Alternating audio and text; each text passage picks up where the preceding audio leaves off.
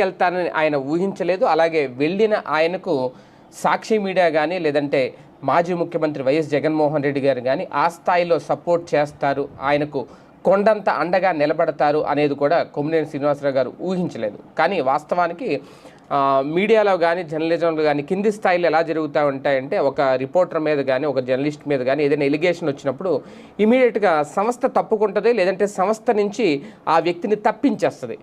ఇమీడియట్గా ఆ జర్నలిస్ట్ని సస్పెండ్ చేస్తుంది, ఆ రిపోర్టర్ని తొలగించేస్తుంది, అతనికి మాకు ఏ సంబంధం లేదు అని చెప్తుంది. ఎక్కువగా కింది స్థాయిలో జరిగేది అది. కానీ అలాంటిది కొమ్మినేని శ్రీనివాసరావు, ఎందుకంటే ఈయన సీనియర్ జర్నలిస్టు, ఇలాంటి వ్యక్తి విషయంలో ఖచ్చితంగా అండగా నిలబడాలి, ఒక బాధ్యతగా అయితే మెలగాలి. సాక్షి మీడియా అదే చేసింది. అలాగే జగన్మోహన్ రెడ్డి గారు కానీ భారతి గారు కానీ ఆయనకి అలాగే అండగా అలాగే సపోర్ట్గా నిలిచారు. ఈ నేపథ్యంలోనే ఆయన వాళ్ళకి కృతజ్ఞతలు చెప్పారు. అసలు ఏం జరిగిందో ఆయన మనసులో ఆవేదన ఏంటో ఒకసారి మీకు వినిపించే ప్రయత్నం చేస్తారు.